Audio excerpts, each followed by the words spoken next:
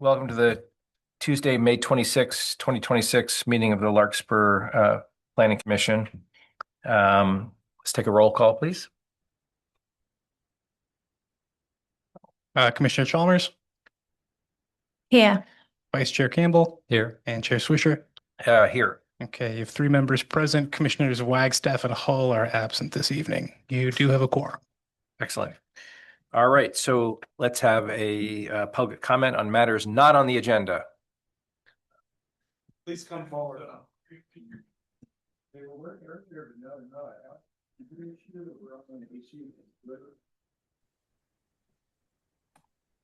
We are.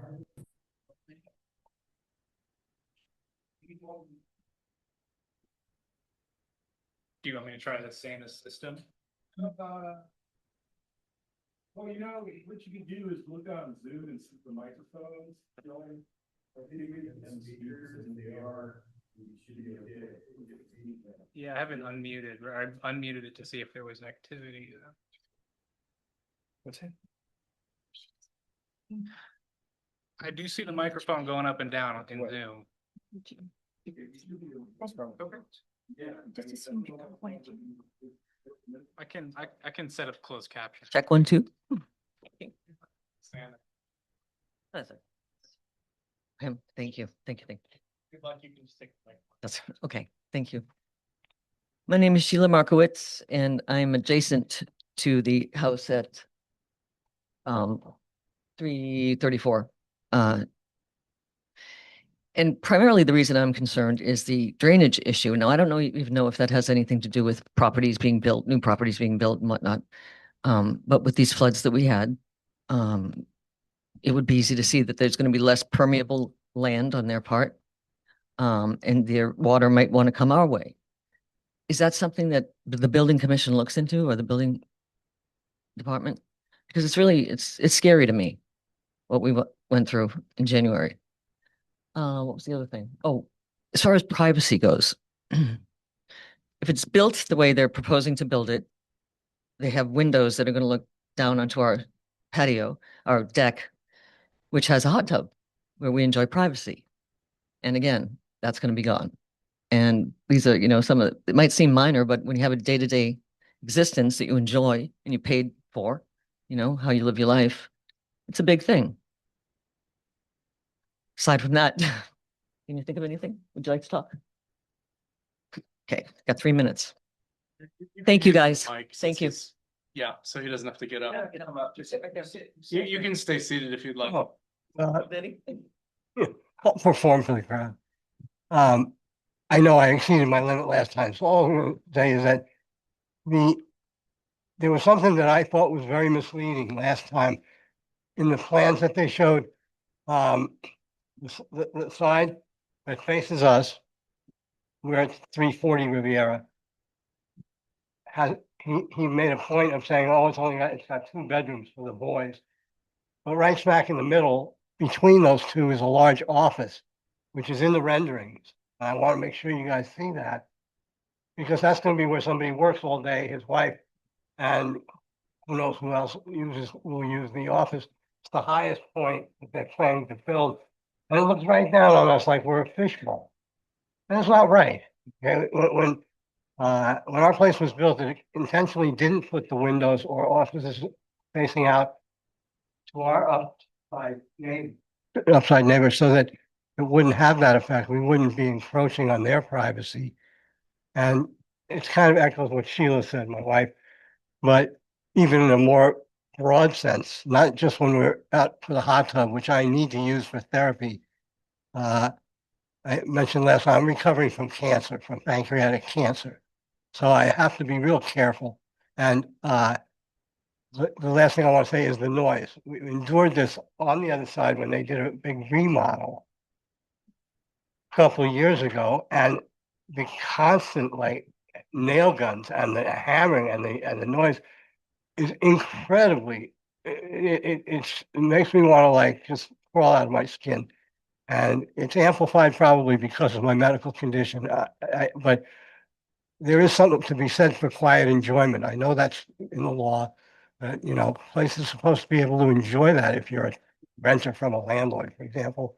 Well, this is going to be like a major year-long interruption of that on an everyday basis.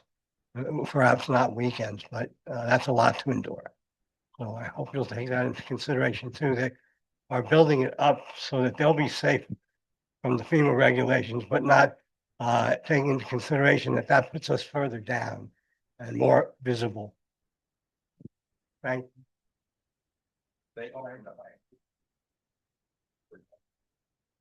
Thank you, guys.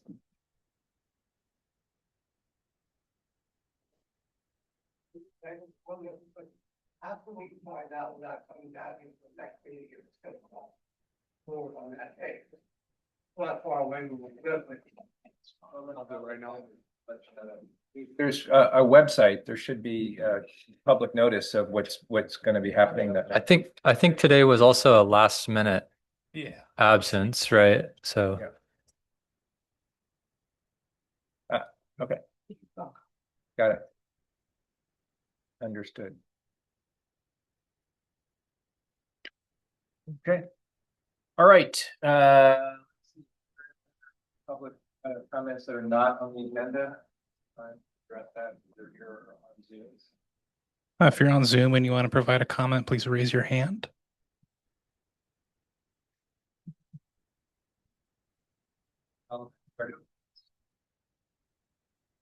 Yeah, wait for. I'll wait. Andrew, do you have any community development reports? Oh.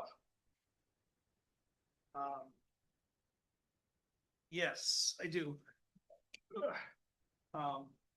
We are still accepting applications for planning commission. The deadline is tomorrow for applications. We have one applicant so far. So if anyone's interested, please submit. What about going back to the, excuse me, last time there were 4 applicants Mhm. and I think 2 were really good.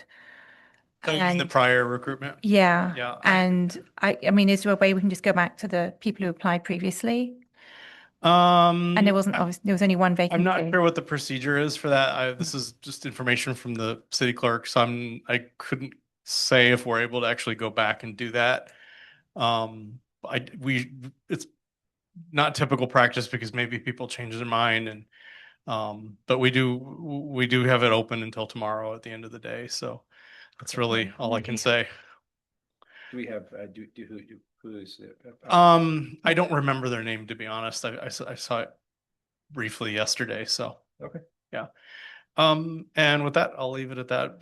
Just if anyone's interested in applying for planning commission, we're taking applications until end of day tomorrow. All right. All right. So next, public hearings. So 334 Riviera Circle is not going to be heard tonight because we don't have a quorum for doing so. Do we know when it's continued until? The next meeting. Yeah, it would be June 9th, likely your next meeting. Okay. All right. So then next is 2048 Redwood Highway, APN 021-261-22, David Mickle, applicant, Larkspur Real Estate Partners owner. Can we have, well, first we're going to get the staff report and then we'll get you up. I was pointing at you guys saying that you should apply to be on the planning commission. Not that it was your turn to go. Sorry for the confusion. Yeah, first we'll listen to the staff report and then we'll have you up. All right, give me just a moment here. Okay, yes, good evening, commissioners. This item is signed 26-005 for 2048 Redwood Highway. I'm going to keep my comments brief this evening here for you. The project is located in what's commonly referred to as the Cost Plus Plaza Shopping Center. It's east of the highway, and it's developed with the subject business, veterinary emergency group, as well as Cost Plus, Trader Joe's, etc. And the project is proposing to install an 88 square foot sign where 50 square feet is the maximum that's allowed by the municipal code. And just as an FYI, how we get there is the calculation is based off of the business frontage itself, how many linear feet of business frontage they have. So in this case, it would be a maximum of 50 square feet. And one of the caveats of the sign code says essentially you can either comply with these regulations on size and design standards, and you're eligible for an administrative approval, or you can exceed them and ask for a sign exception permit from the Planning Commission, which is what the applicant has chosen to do. So the sign itself reads VEG ER for pets. It's the acronym of the business name, and then noting ER for pets. It's a very similar sign design to the one that's up there currently, although larger, but utilizing the same color scheme and business emblem. And so to approve a sign exception permit, the commission must find that the application meets the purpose of the subject municipal code section and that the sign shape, color, size, finish, and arrangement complement the subject building.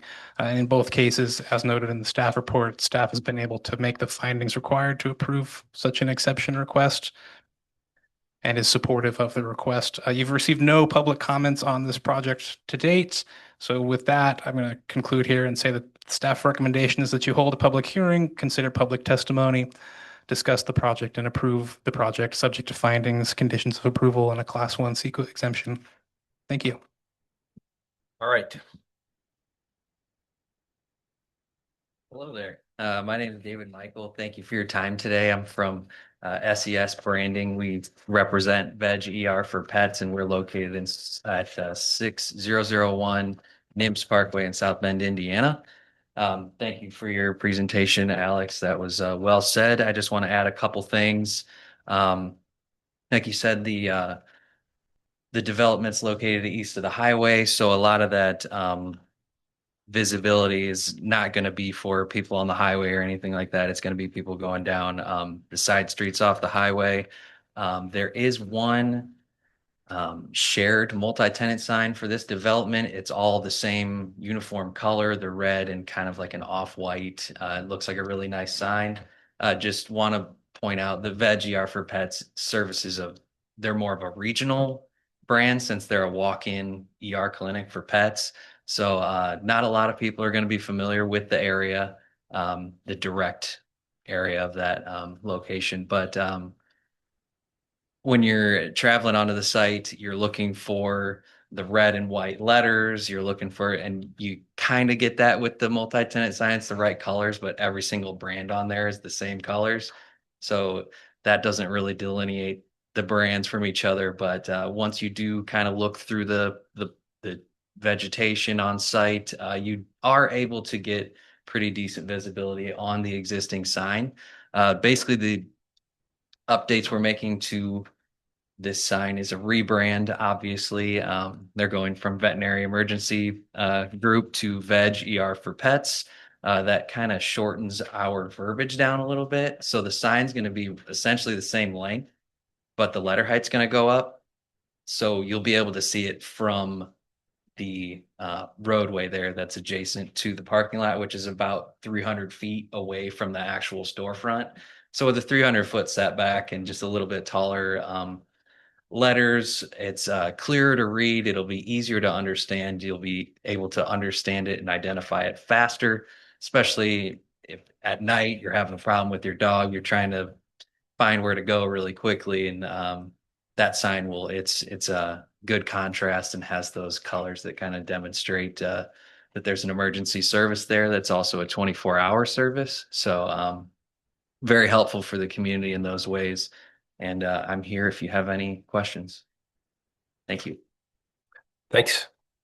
Do we have any questions for Mr. Michael?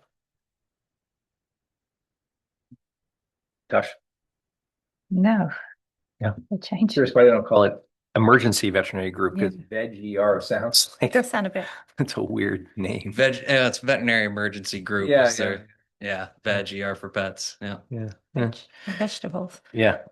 I'll let them know. Yeah. Okay. No questions for me. Thanks. Well, let's bring it back to, are there any public comments? If you're on Zoom and you have any public comments, please raise your hand. Nope. Okay, now we'll bring it back to the commission. Actually, I have a question. Okay, sure. I have a question for staff. Are there any other businesses in that shop, in that center, that also have a sign exception to put larger signs up? I do not have that information in front of me. I would suspect, though, that the Trader Joe's sign may be a little larger than would be allowed by the code. They also have, just thinking about it, they also have a lot longer, I think, storefront than That's true. the vet. And so does Bevmo as well, I guess. Yeah, sort of. And was So there one maybe- Cost Plus? And mattress. And there's a vitamin store, right? Yeah. Yeah. Anyway, Yeah. Okay. all right. Alex, any comments? No, Liam, any comments? Who? I was going to say Alex, but then I'm thinking Liam. No, I don't have any comments. I can make the findings for this. I think it's pretty far set back from the road, so that'll be a good wayfinding. And yeah, I think it's consistent with the general plan and all that, so I can make the findings. Yeah, I could also make the findings because I think it's effectively replacing what's already there, just smaller. Because there's less letters, it just is going to be bigger. So I can make the findings that's listed in the staff report. Yeah, thank you. Yeah, the only comment I would have is that with the line following your kerning on the G, it does look like veggie ER for pets. So I don't know. Yeah, the sign's fine. I'm just. Are you looking not? at- You didn't do the help them with the Design. branding and the design?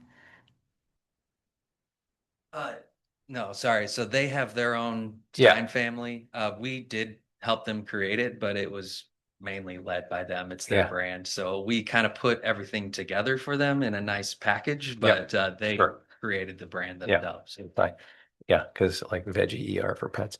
Okay, whatever. Well, it's almost, if you draw the line here, Yeah. it'd be exactly. veggie. Yeah, I'm saying. Veg. Okay. Sounds good. As a dog owner, I think that's fantastic that you have a ER there. I can make the finding. So can we have a motion? Yeah, I move to approve sign 26-005. It's me, right? I'll have to second. Commissioner Chalmers. Yes. Commissioner Campbell. And Chair Swisher. Yes. Okay, your motion passes 3 yeses, 0 nos, and 2 absences. It is subject to a 10-day appeal period. Interested parties can appeal your decision by filing the required form and fee with the city clerk prior to the end of the 10-day appeal period.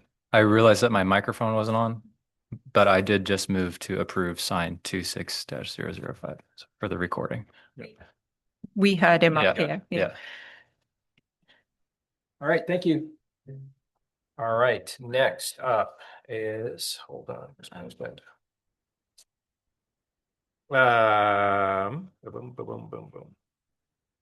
Next up is 15 Tamalpais Avenue, APN 021-071-36, Swan Pools applicant, Brian Cole owner.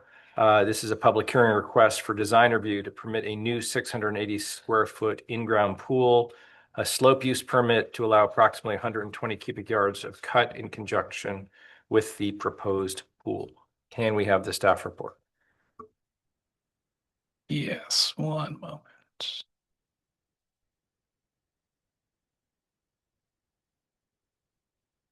All right, so this item is PLN 26-012 for 15 Tamalpais Avenue. For reference, that is a property that is west of us, sort of up Madrone Canyon. And it's hard to see the highlight here, but it's a very deep lot outlined in blue with a fairly long driveway down to the house, which is not very visible from the street. So the project proposes to construct a new 685 square foot in-ground swimming pool. And as designed, this requires the Planning Commission to approve 2 entitlements. The first being design review for an accessory structure greater than 400 square feet. And second, a slope use permit for more than 25 cubic yards of grading because the property slope exceeds 25%. So Just speaking on the slope use permit, the project proposes approximately 120 cubic yards of cut to construct the pool as designed. They have provided a geotechnical report that finds the work is feasible and in keeping with best practices. Staff has made the findings to support the application as designed. Similarly, with the design review, we've made the findings to support that. Well, the findings around bulk and mass are generally not applicable with an in-ground pool. You've received no public comments on the project, so I'm just again going to keep my comments short and recommend that the commission hold a public hearing, consider public testimony, discuss and approve the project subject to findings, conditions of approval, and a Class 3 CEQA exemption. Thank you. Do we have the applicant here? We do. They're on Zoom. They both went up at the same time. I'm going to allow the first one is Kanu Cole to speak. You should be able to unmute. Hi, sorry, that's my son's name. This is Dana Cole. I am, my husband and I are the homeowners. Okay. And then Heidi from Swan Pools is also on the call. Mhm. And she can speak to the technical aspect of the details in the plan. All right. Hello. Hi. Hi. I'm not sure what details you guys are needing or any additional information that you're needing that's not already on the plans that were submitted. But I am available for any questions. Nope. The pool drains into the public sewer system for the overflow, or how does it? There is no overflow on the pool. Uh-huh. There's no drain coming out of the pool. There is one drain coming out of the cover vault because there's an auto cover vault on this structure. Mhm. And it's what captures the rainwater when it rains. It'll be a very small amount because there will be coping stones on top of that vault. But Mhm. that drain will be tied into the existing downspout, which then goes into a drain that's in front of the like a slot drain in front of the driveway. Got it. So there's no main drain for the pool. If you have to drain the pool, you then go through the equipment pad and pump it out, or how do you drain? Exactly. Yes, there will be a hose bib for that issue if there's any repairs or service that needs to be done to drain the water out. And then that hose would then connect into or be placed at the clean out. I got it. And if you do have to drain it, then there are municipal codes requiring pools to drain into the sewer system, are there not? Yes, it's a requirement by state. Yeah, you have to get a encroachment permit for pool draining from the city. Got it. Okay. All right. And yeah, no, I don't have any other questions. Do you, Natasha? No, I'm just curious if there's been any communication from the neighbors next door. I have not received any public comment on this. Okay. Liam? I don't have anything. All right. Good. All right. Are there any public comments? Nope. All right. Well, bring it back to the commission. We started with you. So Natasha, we'll start with you. Yeah, and I went up there and had a look at the site, and I can make the findings for the pool. I don't really, if Commissioner Campbell's okay with the engineering on this, then I can make the findings for design review and the slope use permit. My only comment is fencing, pool safety fencing. Obviously, that's in the plans as well, required by code. Yeah, no. Yeah, I have a pool, and that was a big deal because we have a big property. All right. No, I don't have any questions. I think it's a fine design. No issues with the design. So, Tasha, do you want to make a motion? Does Oh, Liam have any I comments? thought Liam was going to. Yeah, I mean, I don't really have any further comments, I guess. I'm, I didn't do a review of the geotech report or anything like that, but, you've got licensed people preparing it, so I'm confident in their abilities. So, yeah, I think most of the findings that we usually have to make for design review are really not applicable here. So I can make those findings in the. I was kind of curious then, to access the front door, does the homeowner now go just into the front yard and then round the edge of the pool to get to the front door? Yes, but the homeowners rarely access the front door. They usually go through the garage. Go through the garage, yeah, I'm sure. Okay. All right. Then, yeah, we should make, I Good, can good. make a motion. Okay, I'll make a motion to approve project number PLN 26-012. That's it. All right. Second. Roll. I'll second. Liam? I mean, Okay. yes, second. And go ahead. Roll call. Commissioner Campbell, Yes. Commissioner Chalmers, and Yes. Chair Swisher. Yes. Okay, your motion passes, 3 yeses, 0 nos, 2 absences. This is subject to a 10-day appeal period. Interested parties can appeal the decision by filing the required form and fee with the city clerk. Thank you. All right. Thank you. Thank you. Yes. All right. So the next is D 14 Elizabeth Circle, APN 022-722-01. Matthew Sandberg, applicant owner. And it's a public hearing for design review to permit a 150 square foot addition to an existing second story turret. Staff report, please. Okay, one moment here. Yes, so this is, as you've just said, PLN 26-007 for 14 Elizabeth Circle. The property exists in what is known as the Cape Marin subdivision, which is south of Sir Francis Drake Boulevard and kind of just behind Bon Air Shopping Center. The property itself is at the corner of Elizabeth Circle and Latterman Lane. And if you can see, it's this highlighted blue ringed property on the overhead shot. So the project is proposing to expand an existing second-story turret by a total of 154 square feet. The existing residence is 3,119 square feet, and with the addition, the proposed addition, it would rise to 3,273 square feet.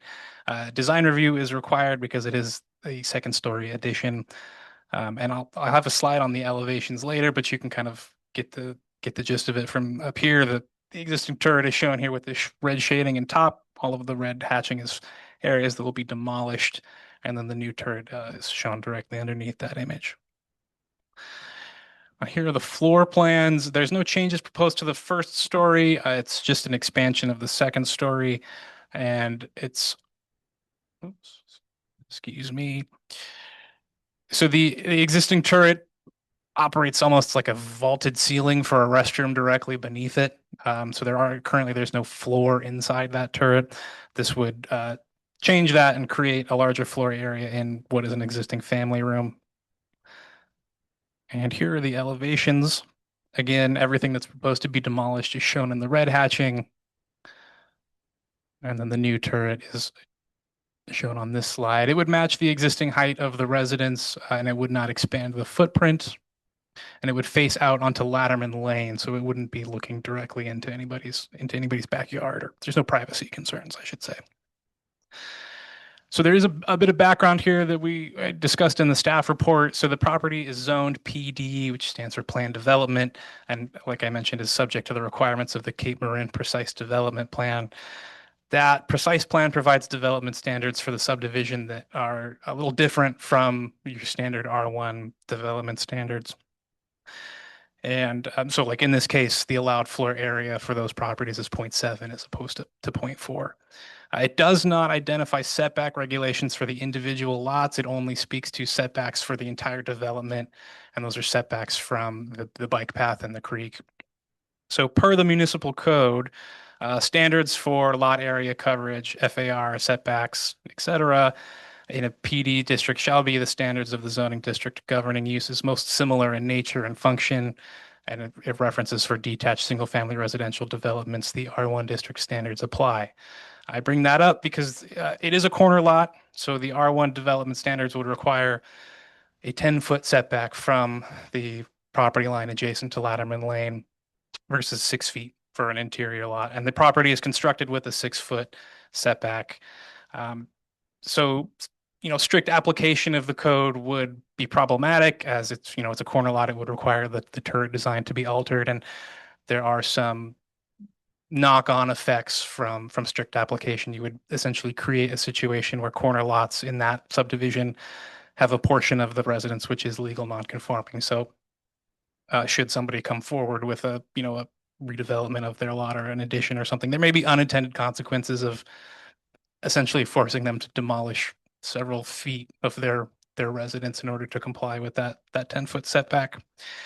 So the municipal code in that same section I referenced earlier does contain a provision that allows the planning commission to grant an exception to the development standards when it finds that it would result in a more desirable development, which is warranted in terms of the relationship of the total proposed developments or units thereof with the general plan.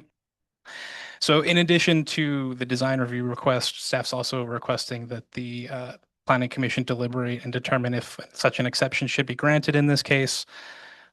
You've received no public comments. I'll just get that out of the way. So our staff recommendation is that you hold a public hearing, consider testimony, discuss, determine if an exception to the regulations is warranted. And if you do approve the project, subject to findings, conditions of approval, and should be a class 1 CEQA exemption. I apologize for the typo there. Or if you find that the exception is not warranted, you should continue the project to a future meeting and instruct the applicant to revise the design to meet the setback requirements. So that concludes my report. I believe the owner and applicant is here too for you as well. Got some materials here. Alex did a great job though. Oh, sorry.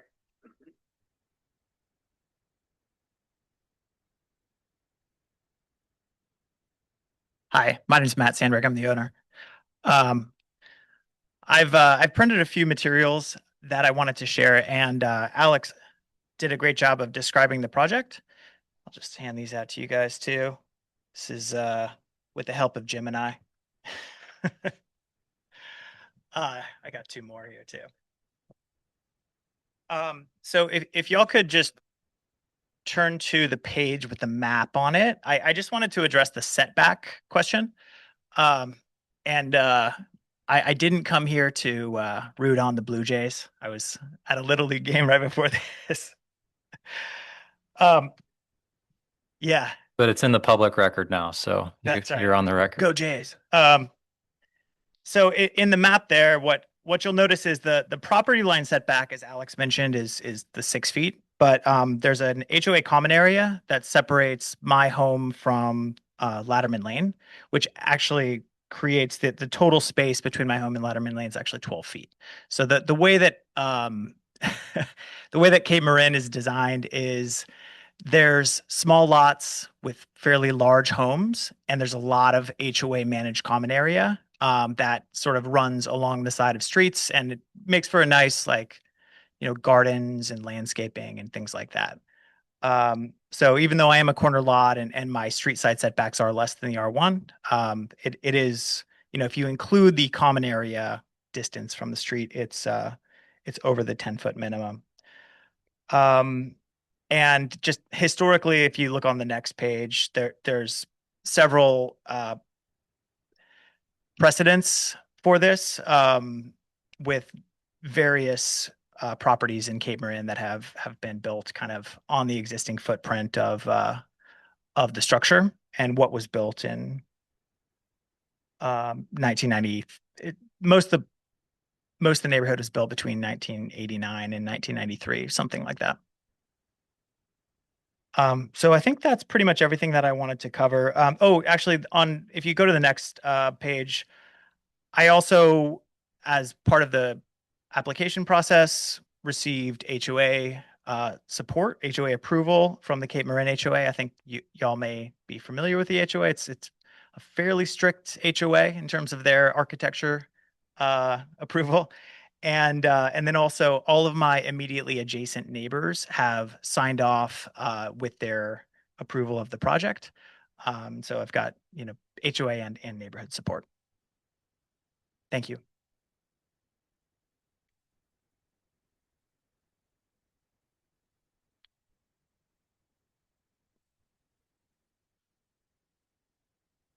Oh, wait, public comment. There's nobody else. All right. Now, Liam. I guess that's the benefit of being chair is that you don't have to go first ever. Well, I can't. No, it's okay. I'll go. No, I don't care. I'm just giving Giving Jeff a hard time. This is the first project I think since I've been on the planning commission that I've walked by and seen the sign before I read the agenda. So this was good. Because I live over in that area, so I walk by here all the time. Um, yeah. Yeah, I think that the design itself is I think it fits. I think it looks like it fits on the house. So, in terms of our typical design review standards, I can make the findings. We do have some special circumstances here, right, with the setback, but I think for me, it doesn't make a lot of sense to do like a strict interpretation of the setbacks for this PD zone. Can I jump in here? Sorry, I had a bit of a conversation with Alex earlier on. I don't think we can look at this as a liberal versus strict interpretation. This is now speaking as an attorney. I think the way we should look at it is whether or not we can apply the exception. Okay. So I think it doesn't work. I don't think it really works if we do a liberal interpretation of the rule, because the rule is a rule. We can't really change the rule. But what we can do is can you bring up the language? Do you have that? I meant to bring it with me tonight, but in section 1855020C, that's where it says that they apply the most whatever the closest rule. But then it says that the planning commission is allowed to make an exception to that if we feel, and I forget, there it is. He's got the language up there. So if we think it's in circumstances that it wouldn't make sense, we can apply the exception. So I think that's how we have to interpret this particular project if we want to give approval. That's why I was suggesting I go first. Okay, Yeah, well, why don't you go first? Yeah, okay. So I guess what I'm going with is I didn't necessarily agree with the way the staff report was written, and that's only because I'm just trying to explain it to the applicant because I'm trained as an attorney. So can you bring that language back up? Sorry.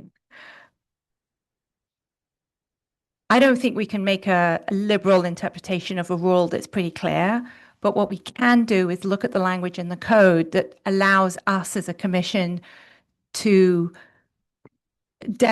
see if where it can be demonstrated that such exception would result in a more desirable development.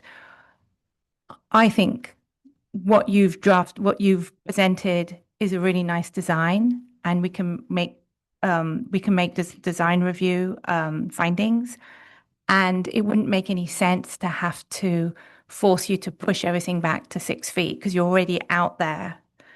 I mean, to 10 feet because you're already at the 6 feet setback. So I think I can make the exception that would allow you to make the findings.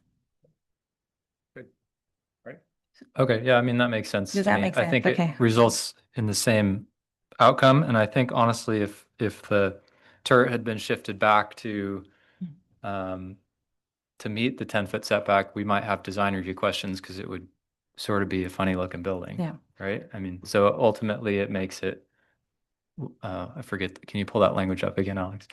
It makes it, you don't have to pull it up, it's okay. It makes it a better development, right? Something along those lines, right, in the code. If we make this exception, so. Yeah. It would result in a more desirable development. I think so, the yeah. language. And it's also, I'm happy that the HOA has also approved it because, they're the ones that are. Well, it sounds like some of the Right, things we look for, like HOA approval, neighbor approval, like neighbor agreement, and you've spoken to the neighbors. So these are the things we like to see as well. So Maybe it's a topic for a different, well, I don't want to get in on your time, but maybe it's a topic for a different meeting then, if we want to come up with different setbacks for a PD district or for Cape Marin PD district, oh, wow. right? Because we're saying, It would be an epic undertaking because Really? unfortunately, there's just so many developments in town where when they built them, they just didn't think about the future and they didn't give us any roadmap to what the standards are. And this is an example of that. And so, yes, the we actually have this conversation frequently in our office because just obviously a lot of these subdivisions, when they were approved, people weren't thinking about planning regulations, addition setbacks, they just didn't think about the future, and we're stuck holding the bag now. So, But there are neighborhoods that have a different setback requirements. I know our neighborhood does in Riviera. yeah, Larkspur and at the HOAs garden. do, but again, we don't regulate Yeah. HOAs, we don't regulate CC&Rs, so they may have an internal HOA, policy or CC&R for that, but it's not something that's on our books at the city. In this case, it's very helpful because the HOA did sign off on it. And I think in these kinds of instances where you're looking to make, that type of exception, that's a good thing to look for because it indicates what the neighborhood as a whole is feeling. So, Okay. yeah, but we probably will have far more of these down the road in the future because there's just so many of them. Okay. All right. Comment? I've made my comments. Yes. Have we're just I waiting will. for you. I say, when in Cape Marin PD, do as the Cape Marin residents do. And so it's an old saying. I don't know if you know that saying. But You can make the exception. I can make the exception. Yeah. And I do think it leads to a more desirable outcome. I think it's a really nice design, and actually, I think it improves your house. It makes it look better. And that's, what good design review does, and is approve things that do look better. So I can make the findings. Oh. All right. Do you want me to make a motion? Yes, please. Okay, I'm making a motion to approve project number PLN 26007 at 14 Elizabeth Circle. I'll second. Roll call. Commissioner Chalmers, Do we have to say that we're actually making an exception here? Do you want us to say that as part of because it's not in the staff report, or do you want us to? It's just you can say that's part of it. Okay, so to make the exception under section 1855.020C. Okay, I'll second. Commissioner Chalmers. yes. Commissioner Campbell. Yes. Chair Swisher. Yes. Okay, the motion passes 3 yeses, 0 nos, 2 absences. There's your approval is subject to a 10-day appeal period. Interested parties can appeal the decision by filing the required form and fee with the city clerk. Thank you. And applications for the planning commission seat close tomorrow. Yeah. You're interested. All right. Then next item on the agenda is business items as to approve the March 31st and May 12th Planning Commission meeting minutes. Do we have any comments on the minutes? I didn't have any comments on the minutes. Nor did I. All right. They're action minutes now, right? Yep. So I move to approve the minutes of March 31st, 2026 and May 12th, 2026 for the Larkspur Planning Commission. great. By acclamation, yay. I can second. And then by acclamation, yay. Yes. Yes. Yes. All right. Do we have any planning commissioner reports? Okay, seeing none, can we have a motion for Wait. adjourn? When's the next meeting? June 9th. June 9th. Okay. And we're going to bring up 334 Riviera Circle again, so you have to recuse yourself from that. Okay. But I Do don't. we have anything else on that agenda? We have quite a lot of things. I suspect you'll have a few more full agendas in the coming months than you maybe have had in the more recent past. Oh, so does that mean we're going to have extra meetings like tonight? I'm anticipating at least one over the summer. Okay.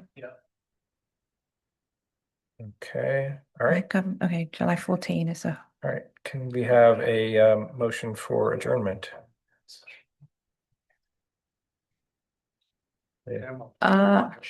Okay, wait, what are we discussing?